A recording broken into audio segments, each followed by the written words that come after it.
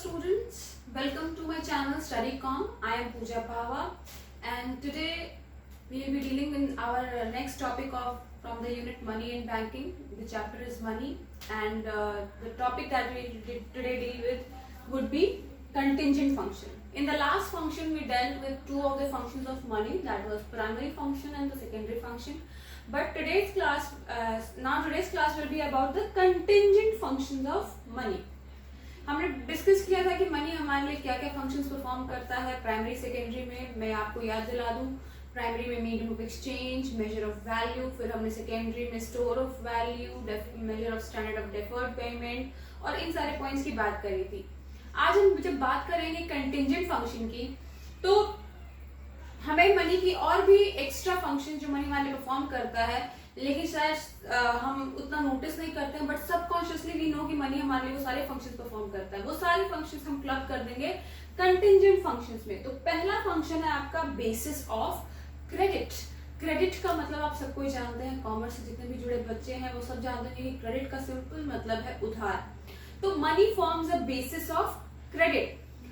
Because of money हमारे पास बहुत सारे ऐसे इंस्ट्रूमेंट्स आए हैं जिनसे हमारे को क्रेडिट लेना या देना बहुत इजी हो जाता है. फॉर एग्जाम्पल्स चेक्स या ड्राफ्ट्स, ये सब क्या है, they are mode of payment only, but they also form a basis of credit. अगर हमें फ्यूचर पेमेंट्स क्रेडिट पे करने या उधार पे करने, या फॉर एग्जाम्पल सिंपल सा केस लेते हैं, उधार लेना या उधार देने वाली बात होती है, तो चेक्स, ड्राफ्ट्स और कई बार नेगोशिएबल इंस्ट्रूमेंट्स के बारे में हमने पढ़ा है, जैसे bills of exchange, promissory note.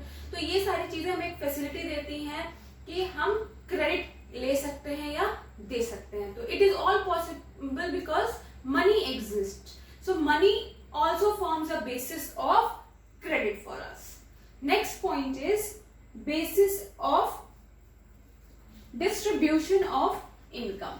अब जब डिस्ट्रीब्यूशन ऑफ इनकम की बात आती है तो हमारे को सबसे पहले सोचना है कि डिस्ट्रीब्यूशन ऑफ इनकम किस तरीके से. तो distribution of income factors of production की वजह से आती है.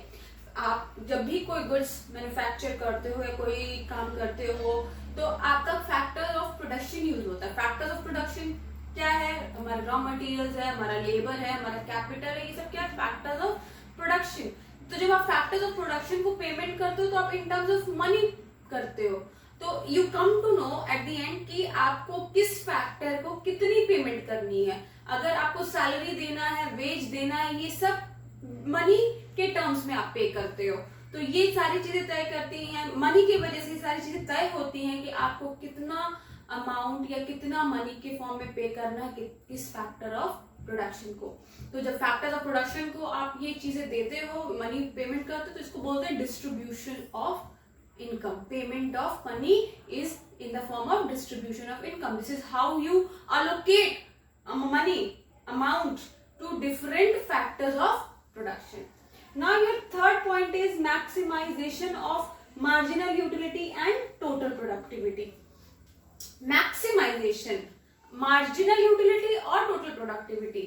मार्जिनल यूटिलिटी जब हम सोचते हैं तो हमारे दिमाग में ऑटोमेटिकली क्या आ जाना चाहिए, consumer point of view. Consumer जब भी है वो सोचेगा कि हम अपनी मार्जिनल यूटिलिटी को मैक्सिमाइज करें. हमने कंज्यूमर इक्विलिब्रियम स्टडी किया है 11th क्लास में, तो उसमें क्या था, when is consumer equilibrium achieve, when the price of the commodity is equal to its marginal utility. A consumer will always try to increase और maximise his or her marginal utility out of the amount spent. And जब total productivity की बात करते हैं तो ये term भी आपने क्लास 11th में किया हुआ है, किस चैप्टर में, प्रोडक्शन फंक्शन में, या फिर प्रोड्यूसर इक्विलिब्रियम में आपने पढ़ा है. तो जब टोटल प्रोडक्टिविटी आती है तो हमारे दिमाग में प्रोड्यूसर व्यू आता है, प्रोड्यूसर पॉइंट ऑफ व्यू आता है. तो एक प्रोड्यूसर जो होगा वो अपनी टोटल प्रोडक्टिविटी को इंक्रीज करना चाहेगा, वो कम से कम कॉस्ट पे प्रोडक्टिविटी को मैक्सिमाइज करेगा.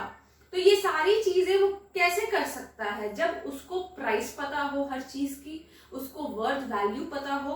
तो ये सारी चीजें किससे आती है, मनी से, क्योंकि मनी में के वजह से प्राइस आया और प्राइस की वजह से ये बहुत कन्वीनियंट हो गया कि एक कंज्यूमर अपनी मार्जिनल यूटिलिटी कैसे बढ़ाए और एक प्रोड्यूसर अपनी टोटल प्रोडक्टिविटी कैसे बढ़ाए. तो ये चीज हो जाती है maximisation of MU and TP. It is all cause of money and it is clubbed under the contingent function of money. So that was all as a function of money. अब जब हमने सारे functions of money पढ़ लिए हैं तो now it will be a little easier for us to understand the definition of money. तो definition of money को दो पार्ट्स में क्लब किया गया है, दो पार्ट्स में डिवाइड किया गया है. पहला है definition narrow point of view से. तो नैरो पॉइंट ऑफ व्यू को ज्यादा बहुत ज्यादा आपको एलाबोरेट मीनिंग नहीं देगा, वो बस आपको इतना बताएगा कि मनी क्या है. Money is anything which is generally accepted, universally accepted as a medium of exchange and it also has a storing capacity. तो ये सारे आपको टर्म्स क्लियर है. I will not repeat it in this class because these terms were previously well explained and elaborately explained in the previous class. तो narrow definition में ये दो points cover होते हैं. और दूसरा पर्सपेक्टिव है देखने का ब्रॉड डेफिनेशन. ब्रॉड डेफिनेशन बोलता है कि मनी में तो स्टोर ऑफ वैल्यू तो है ही, मनी कैसी चीज है जिसमें स्टोरिंग कैपेसिटी तो है ही, लेकिन साथ में इट हैज हाई लिक्विडिटी. अब liquidity is the new term that is being introduced here. ये फंक्शन भी बहुत इंपॉर्टेंट है और इसका मतलब क्या है. मनी को सबसे ज्यादा लिक्विड एसेट माना जाता है. जब हम वर्ड लिक्विड बोलते हैं तो मतलब easily convertible into other forms of asset. तो मनी ही एक ऐसा एसेट है जो सबसे ज्यादा लिक्विड है, जो किसी भी एसेट में बहुत इजीली कन्वर्ट हो सकता है. तो ये है आपकी लिक्विडिटी. अगर लिक्विडिटी की बात करते हैं तो वो बहुत पोर्टेबल है मनी. तो लिक्विडिटी में वो चीज क्लब हो जाती है कि money is portable, also transferable है. बहुत इजीली हम एक जगह से उसको दूसरी जगह ले जा सकते हैं, सेफ टू यूज है. तो ये सारे पॉइंट्स जो है इस पॉइंट में कवर हो जाता है. तो ये दो पर्सपेक्टिव थे, narrow definition and broad definition, to know the definition of money. इस क्लास में हम लोग एक पॉइंट और कवर कर लेते हैं, टाइप्स ऑफ मनी.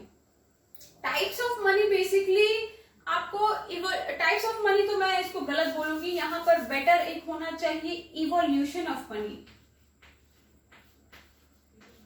ये बेटर वर्ड है. टाइप्स भी वही चीज हुई, लेकिन टाइप्स क्या है बेसिकली, मनी किस किस टाइप का होता है, तो वो हम इवोल्यूशन से ही उसकी स्टडी कर सकते हैं. अब इवोल्यूशन का मतलब क्या होता है, हर चीज इवॉल्व करती है, मतलब समय के साथ बदलती है, चेंज करती है. कुछ ना कुछ सिचुएशंस के साथ हमारे कुछ नेसेसिटीज आती हैं, उन नेसेसिटीज को हम अडेप्ट करते हैं और चीजें इवॉल्व करती है. तो मनी भी, जब मनी का इन्वेंशन हुआ तो वो भी इवॉल्व करता गया. पहले मनी जो था वो कमोडिटी मनी था. तो प्रिमिटिव सोसाइटी में तो money was always a medium of commodity was used as the medium of exchange.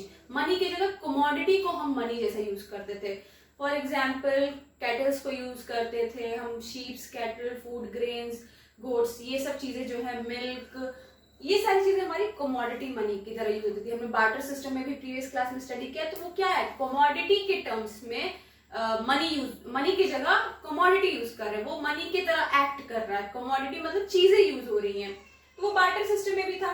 तो ये काफी समय तक चला.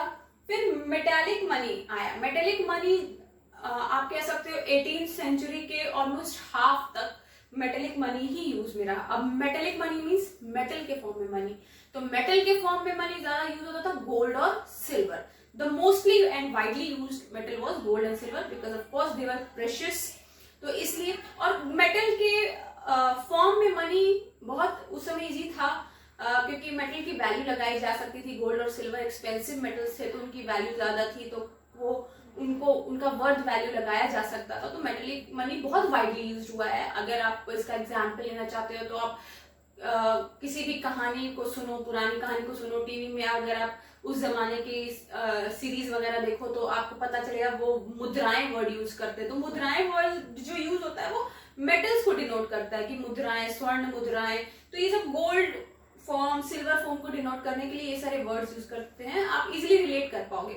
लेकिन मेटेलिक मनी का बंद होना, उसके पीछे जो कारण था, क्योंकि देखिए बहुत सारे कारण थे, उसमें से एक क्या है कि जो ये गोल्ड और सिल्वर है ये प्रेशियस मेटल्स थे. ठीक है, तो पहली चीज इनकी सप्लाई भी बहुत ज्यादा रेस्ट्रिक्ट होने लगी क्योंकि ऑफ कोर्स जितनी रिक्वायरमेंट है, जितनी रिक्वायरमेंट बढ़ती चली जा रही थी, उस हिसाब से उसकी सप्लाई को फुलफिल करना was also major task. Of course they are limited in nature वो इजीली अवेलेबल नहीं है, तो इसलिए वो मेटेलिक मनी कहीं ना कहीं धीरे धीरे हर्डल बनती गई। दूसरी चीज है, अगर मान लीजिए सप्लाई अरेंज भी हो जाती थी तो वो इतने प्रेशियस मेटल्स है कि उनको एक जगह से दूसरी जगह ले जाना अपने आप में एक बहुत डिफिकल्ट टास्क होता था। चोरी होने का डर, सेफ्टी सिक्योरिटी का डर, ये सारी चीजें मेटेलिक मनी के लिए रिस्ट्रिक्शंस बनती चली गई। तीसरा है पेपर मनी। 1930s के बाद बहुत सारी कंट्रीज ने पेपर मनी को लागू कर दिया। पेपर मनी, आप जो नोट्स वगैरह के फॉर्म में पेपर करेंसीज जो देखते हो, चाहे वो रुपीज हो, चाहे वो डॉलर्स हो, चाहे वो पाउंड्स हो, तो जो पेपर फॉर्म में होता है वो पेपर मनी है। तो वो सबसे ज्यादा वाइडली यूज है और आज के डेट में सबसे कॉमनली यूज करेंसी है। अब metallic money, commodity money exist नहीं करती है, पेपर मनी है। लेकिन पेपर मनी के साथ साथ क्रेडिट मनी भी बहुत वाइडली यूज होता है। क्रेडिट मनी में क्या आता है, जो चेक्स, ड्राफ्ट्स वगैरह जो हम यूज करते हैं, प्रोमिसरी नोट्स यूज करते हैं, वो सब भी मोड ऑफ पेमेंट है। तो ये सब क्या है, वो सब क्रेडिट मनी में आता है। फिर उसके बाद प्लास्टिक मनी। प्लास्टिक मनी ये हमारे मॉडर्न टाइम्स का इन्वेंशन है। जैसे डेबिट कार्ड, क्रेडिट कार्ड आप यूज करते हो, एटीएम कार्ड्स करते हो, वो प्लास्टिक मनी है। तो ये इवोल्यूशन ही तो है, ये टाइप्स भी है लेकिन इवोल्यूशन है। समय के साथ जैसे जैसे चीजें हमें चीजों की जरूरत पड़ती चली गई, वैसे वैसे इन्वेंशन होता गया। लास्ट में ये बहुत सारी बुक्स में आपको शायद ना मिले, लेकिन ये भी एक आजकल नया इवोल्यूशन है, डिजिटल मनी। डिजिटल मनी क्या है, आप पेटीएम यूज करते हो, जीपे यूज करते हो, फोन पे यूज करते हो, these are examples of digital money. Money actually कहीं एग्जिस्ट नहीं करता in form, in particular tangible form, it is an intangible form, और उस फॉर्म में जो है ये डिजिटल मनी होता है। तो इस क्लास में हमने ये सारे टॉपिक्स कवर किए हैं एंड आई होप आपको ये सारे टॉपिक्स बिल्कुल समझ में आए हैं, क्योंकि ये सारे टॉपिक्स काफी इजी हैं, बट जो एक्सप्लेनेशन मैंने दिए हैं वो टू द पॉइंट दिए हैं, ताकि जो आपको एग्जाम में भी ये सारी चीजें लिखने में इजी रहे। तो I hope you understood it well and that's all for today's class.